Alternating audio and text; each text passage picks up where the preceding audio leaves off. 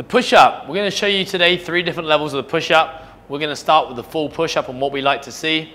Then we're going to show you one scaling option to regress, and then we're going to show you another scaling option to regress even further. Making sure that you guys are picking the appropriate level based on your ability level. So for the first one, for the push-up, we want to see hands just wider than shoulder width apart. We want to see you set on your toes.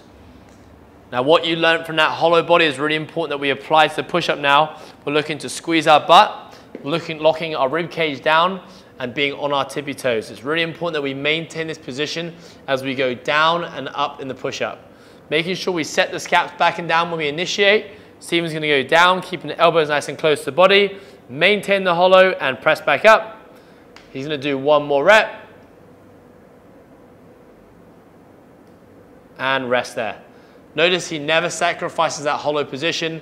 Rib cage is locked down and the butt is squeezed the entire time.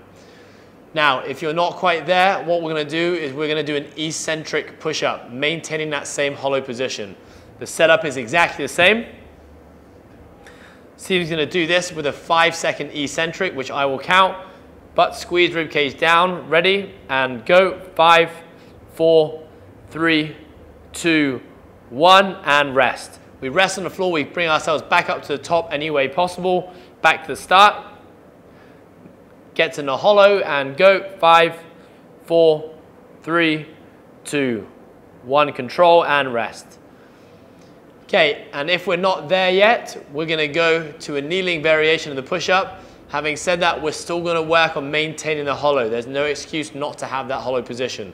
So the hands are set up in exactly the same position. This time, instead of being on the toes, we're going to be on the knees. We're going to start by locking the rib cage down, butt is squeezed, and we're going to go through 2 reps to push up. Off we go, shoulders are back, elbows stay close to the body, press up. Notice he's maintaining the hollow the whole time, down, and up, beautiful.